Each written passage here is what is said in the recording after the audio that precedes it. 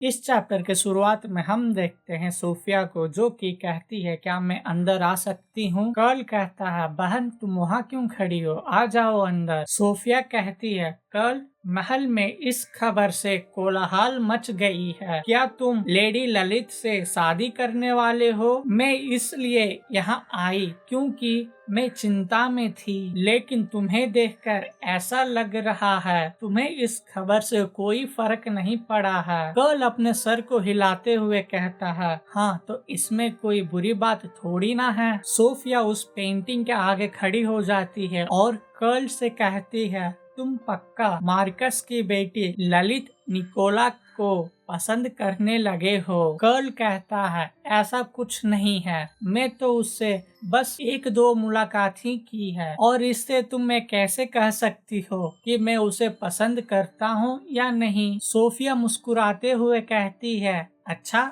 ऐसी बात है, और वो उस पेंटिंग के तरफ देखती है और कहती है तो फिर ये क्या है, तुमने तो कहा था कभी पेंटिंग नहीं करूँगा। कर्ल थोड़ा हैरान हो जाता है और कहता है अच्छा ये पेंटिंग, ये तो मैं बस इसलिए बनाया था ताकि मैं उसे कोई गिफ्ट दे सकूं। सोफिया आगे मुस्कुराते हुए कहती है मैं तुमसे पहले भी कही थी तुम्हें मॉम की टैलेंट विरासत में मिली है, लेकिन अभी तुम्हारे पेंटिंग स्किल को देखते हुए मुझे ये लगता है तुम तो मॉम से भी अच्छा पेंटिंग बनाते हो। कर्ल यहाँ थोड़ा उदास हो जाता है और कहता है तुम क्यों ये सब बातें मुझसे कह रही हो। सोफिया कहती है मैं तो बस तुम्हें इतने में ही वहाँ पर एक सर्वेंट आ जाती है और वो कहती है यूर हाइनेस थर्ड प्रिंस आपको महाराज जल्द ही राजसभा में बुलाए हैं। कर्ल सोफिया को कहता है हम बाद में बात करेंगे। सोफिया कहती है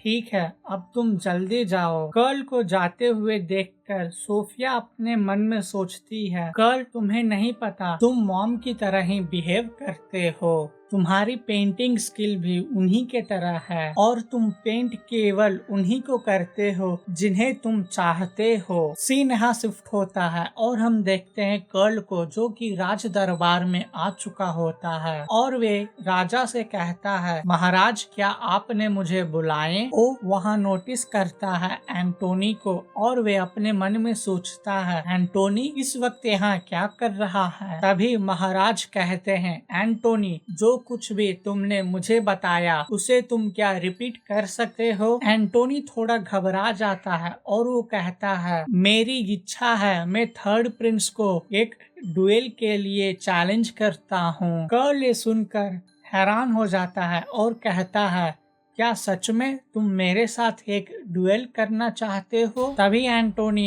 अपना तलवार निकालता है और कहता है मैं एंटोनी बैलेस अपने जान को खतरे में डालकर भी मैं ललित को बचाऊंगा। तभी महाराज बीच में बोलते हैं और कहते हैं एक डुएल जो कि हमारा योक किंगडम का पुराना ट्रेडिशन है, जब भी कोई लो रैंक वाले डुएल के लिए रिक्वेस्ट करे तो उसे हमें मानना ही पड़ता है, क्योंकि कल तुम बीमार हो तो तुम चाहे तो इस रिक्वेस्ट को डिनाई कर सकते हो। तभी कर्ल कहता है नहीं मैं खुशी खुशी इस डुएल को एक्सेप्ट करता हूँ ताकि आगे जाकर कोई ललित के ऊपर उंगली ना उठा सके। महाराज ये सुनकर हैरान हो जाते हैं और कहते हैं कर्ल क्या तुम इस बारे में निश्चित हो, ये कोई बहादुरी का मामला नहीं है। कर्ल आगे अपना सर झुकाते हुए कहता है रॉयल फैमिली और महाराज के इज्जत रखने के लिए मैं इस डुएल को एक्सेप्ट करता हूँ। महाराज हंसने लगते हैं और कहते हैं सच में तुम मेरे ही बेटे हो, मैंने तुमसे ये उम्मीद नहीं किया था कि तुम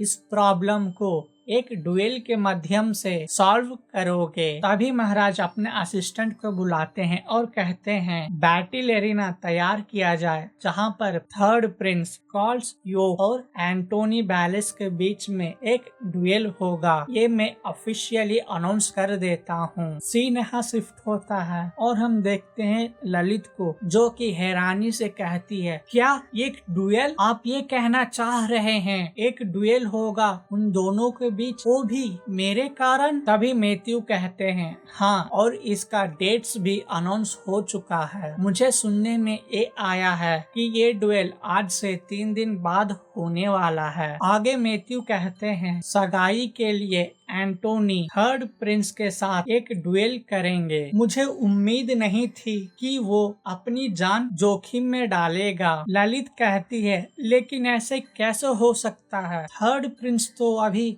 बीमार हैं और वो इस बीमारी के कंडीशन में कैसे एंटोनी को हरा सकते हैं। आगे मैथ्यू कहता है आप जानते हैं इस ड्यूएल का परिणाम चाहे जो भी हो आपको इसे पूरा करना ही होगा। ये हमारे राज्य का सम्मान का मामला हो चुका है। इसमें शायद थर्ड प्रिंस अपना जान भी गंवा सकते हैं लेकिन हम इसमें कुछ नहीं कर सकते, ये उनका नसीब है। ललित गुस्सा हो जाती है और वे कहती है नहीं, मैं ऐसा कदापि नहीं होने दे सकती। और वे अपने मन में सोचती है अगर कर्ल मर जाएगा और ये राजगद्दी किसी और के हाथ में चला जाएगा तो फिर मेरा इतना कोशिश करना बेकार हो जाएगा। मैथ्यू यहाँ गुस्सा हो जाता है और कहता है ललित मुझे मालूम है तुम एंटोनी बैलेस से शादी नहीं करना चाहती, लेकिन इसका मतलब ये नहीं कि तुम एक बच्चे की तरह जिद पर अड़ जाओ। अगर हम सावधान नहीं रहें तो इससे राजा को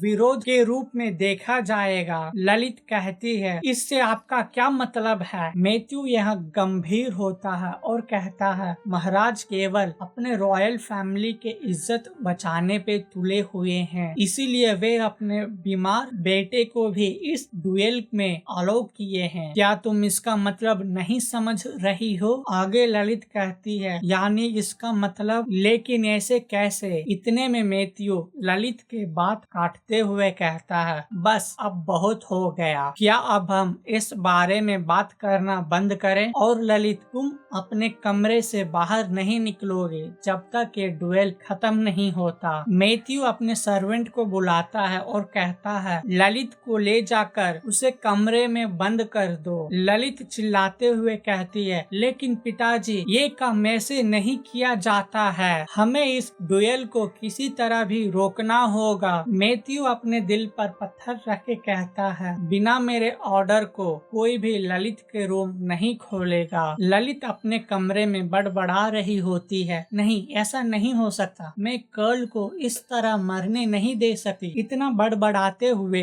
वो किसी कपड़े को एक दूसरे से बांध रही होती है। वे आगे सोचती है अगर कर्ल के अलावा कोई नया राजा बन जाए तो फिर ये सब चीज बर्बाद हो जाएगा। इतना कहते कहते वे एक कपड़े को किसी टेबल में बांधने लगती है और उस कपड़े के दूसरी छोर को खिड़की से बाहर फेंक देती है और कहती है मुझे किसी तरह कर्ल को बचाना ही होगा चाहे कुछ भी हो जाए। आगे वे अपने मन में सोचती है कर्ल को बचाने के लिए अगर मुझे एंटोनी से शादी करना पड़ा तो भी ठीक है, मैं एंटोनी से शादी कर लूंगी लेकिन कर्ल को मैं बचा लूंगी, बस अब यही एक तरीका है। इतना कहते हुए ललित खिड़की से नीचे उतरने लगती है और कहती है मैं ये कर सकती हूँ। तभी दरवाजा खटखटाने की आवाज आता है। ललित दरवाजा खोलो। ललित कहती है अरे नहीं ये तो मॉम की आवाज है। तभी मेला कहती है ललित क्या हम बात कर सकते हैं, क्या मैं अंदर आ जाऊँ। इतने में उस टेबल में बंधे हुए कपड़ा खुल जाता है और ललित नीचे गिरने लगती है। वे अपने मन में सोचती है अरे नहीं, लगता है ये कपड़ा मेरा भार नहीं सहन कर पाया और उसके हाथ से वो कपड़ा छूट जाता है। वे अपने मन में सोचती है नहीं, मैं इस तरह नहीं मर सकती, गॉड प्लीज मेरी मदद करें। इतने में हम देखते हैं वहाँ पर एक हरी रोशनी जो कि ललित को चारों ओर से घेर लेता है और उसे एकदम स्मूथली नीचे उतारता है। ललित ये सब देखकर हैरान हो जाती है और कहती है मेरे साथ अभी क्या हुआ, मुझे लगा मुझे कोई मेरे नाम से बुला रहा था। बिल्कुल इसी तरह मुझे उस दिन भी महसूस हुआ जब मैं मरकर जिंदा हो गई थी। क्या सच में भगवान मेरी मदद कर रहे हैं। तभी मेला ऊपर से चिल्लाती हुए कहती है ललित क्यों तुम नहीं जवाब दे रही हो, क्या तुम सो गई। ललित अभी होश में आती है और कहती है यही मौका है मेरे पास, मुझे अब यहाँ से जाना चाहिए। ये कहते हुए ललित वहाँ से जाने लगती है। तभी मेला उसे जाते हुए खिड़की से देख लेती है और कहती है, ललित कहाँ जा रही हो? ललित कहती है, मुझे माफ करना, लेकिन मुझे एक जरूरी काम निपटाना है। ये कहते हुए वे वहाँ से दौड़ी चली जाती है रॉयल पैलेस की तरफ। और इसी के साथ ये चैप्टर खत्म होता है। मिलते हैं अगले चैप्टर में।